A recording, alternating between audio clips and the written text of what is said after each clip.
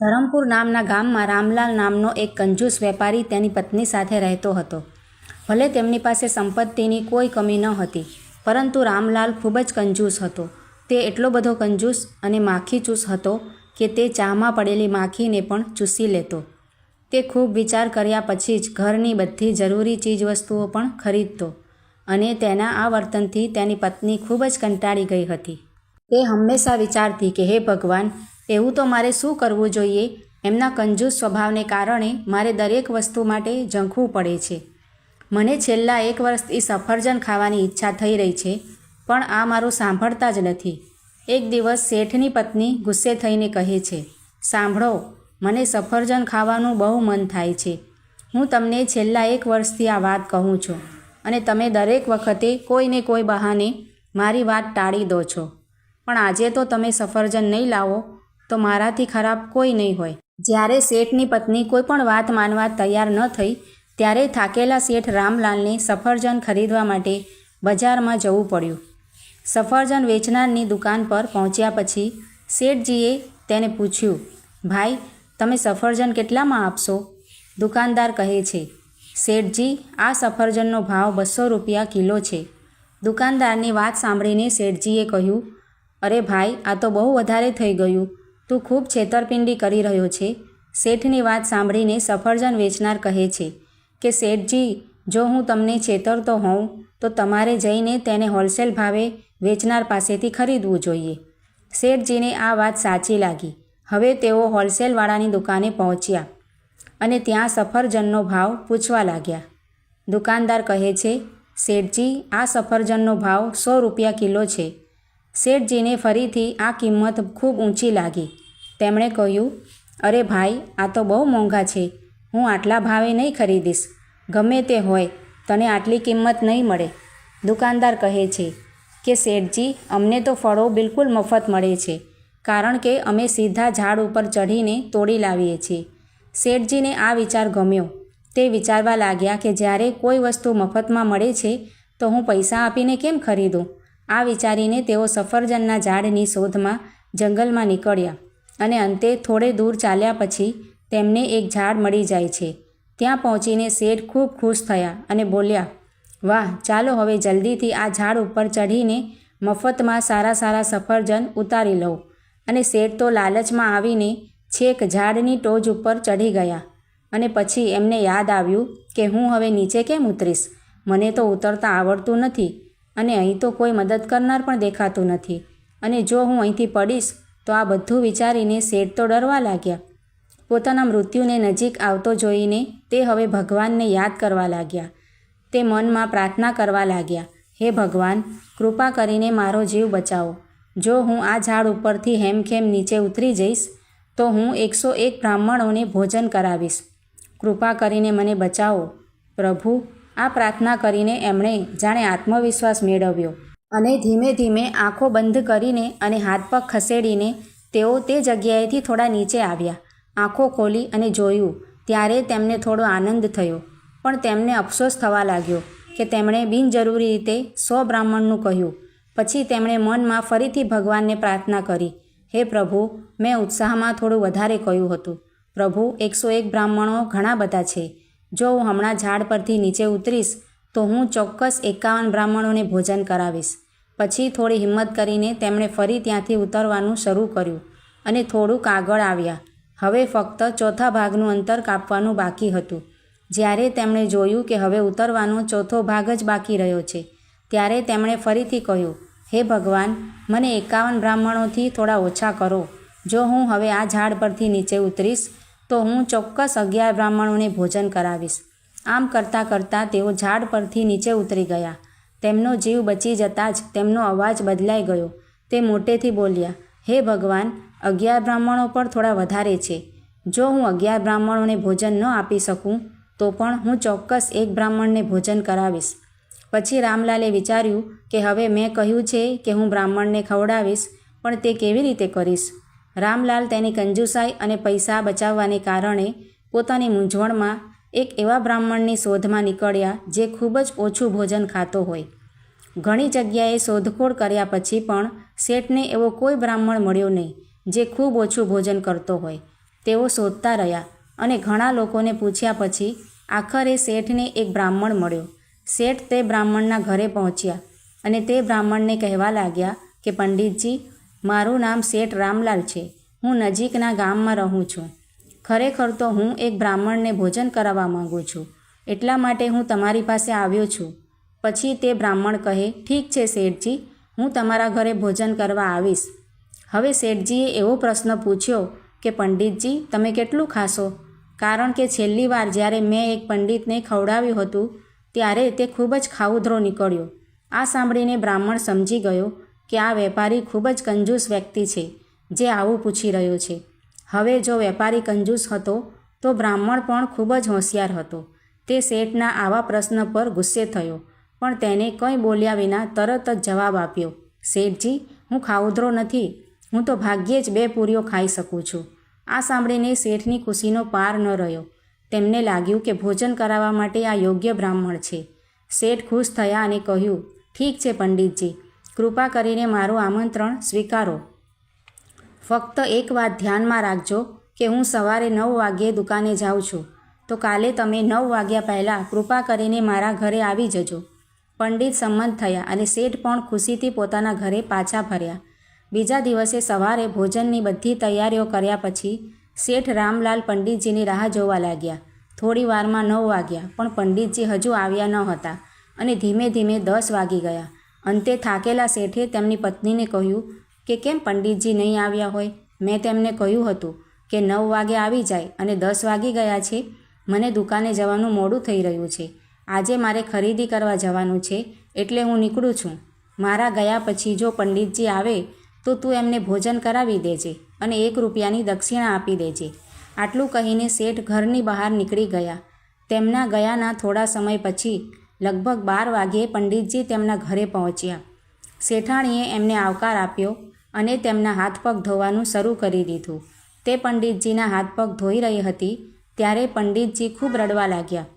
પંડિતજીને રડતા જોઈ શેઠાણીએ આશ્ચર્યથી પૂછ્યું, શું થયું પંડિતજી, કેમ રડો છો? પંડિતજીએ રડતા રડતા કહ્યું, શેઠાણીજી, હું તમને શું કહું? ઘણા વર્ષો પહેલાં જ્યારે તમારા સાસુ અને સસરા જીવતા હતા ત્યારે હું આ ઘરમાં આવતો હતો. મને હમણાં જ તમારી દેવી જેવી સાસુ યાદ આવી ગઈ.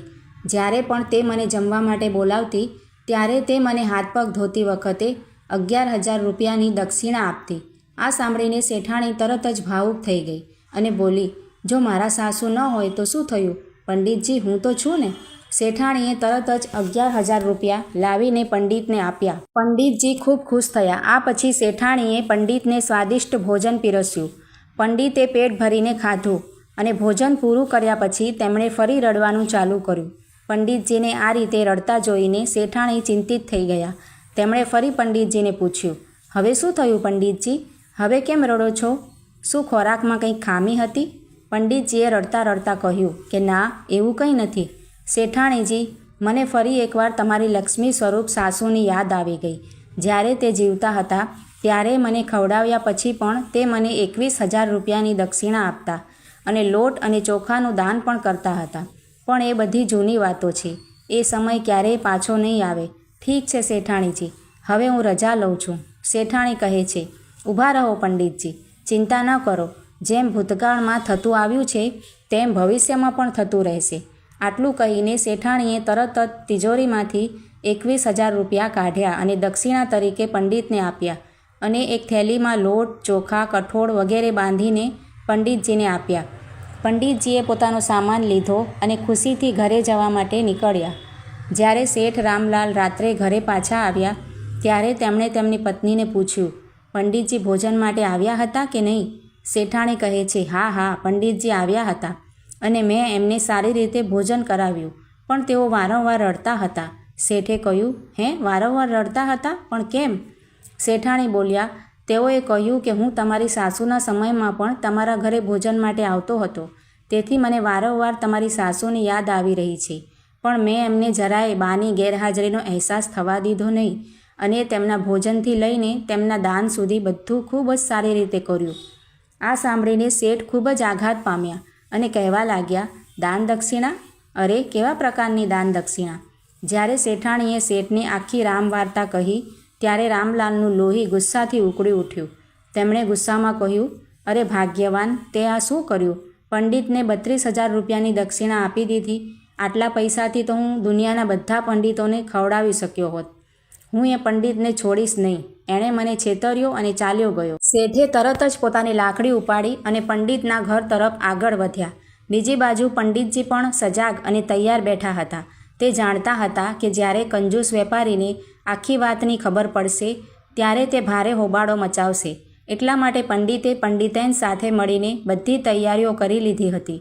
થોડી જ વારમાં શેઠ ગુસ્સામાં પંડિતના ઘરે પહોંચે છે અને દરવાજા પાસે આવે છે અને કહે છે, પંડિત, એ પંડિત, બહાર આવ.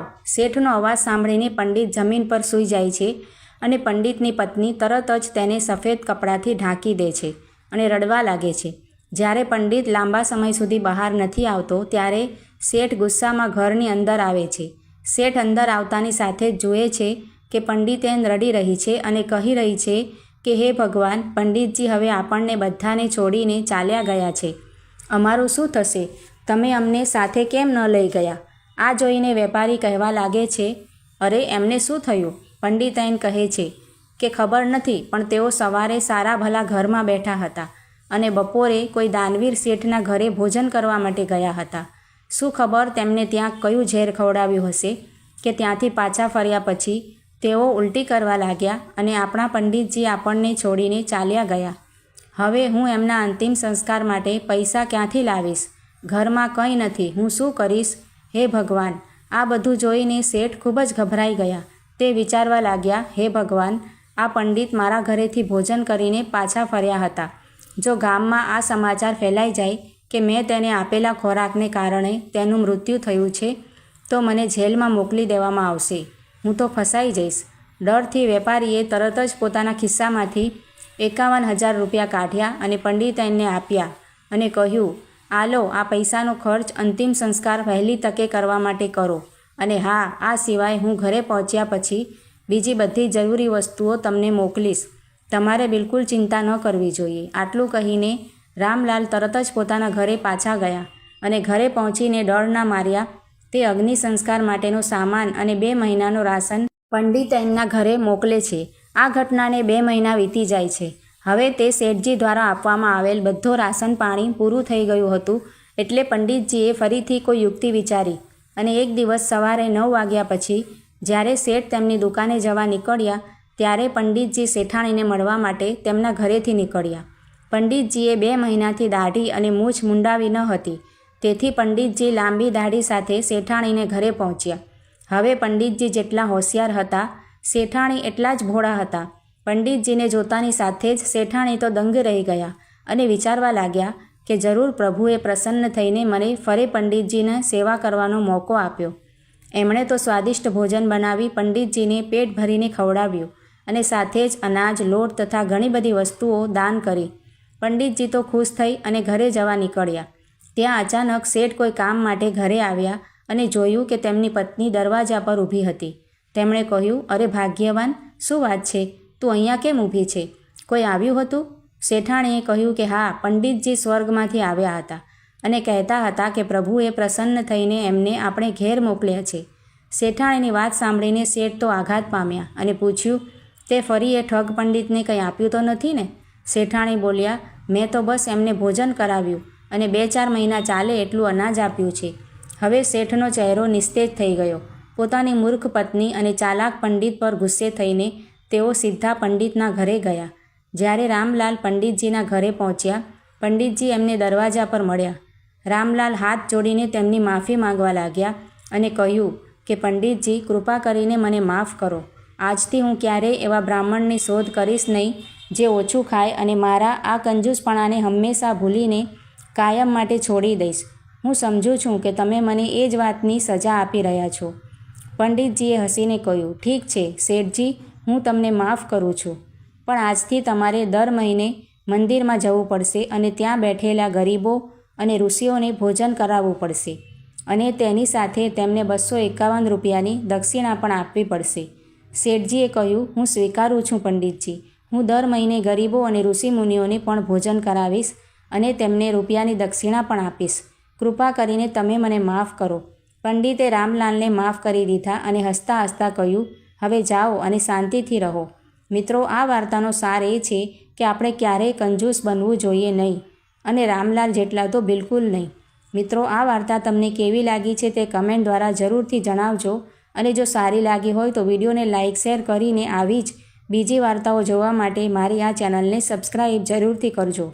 વિડીયો જોવા માટે તમારા બધાનો ખૂબ ખૂબ આભાર માનું છું. Thank you.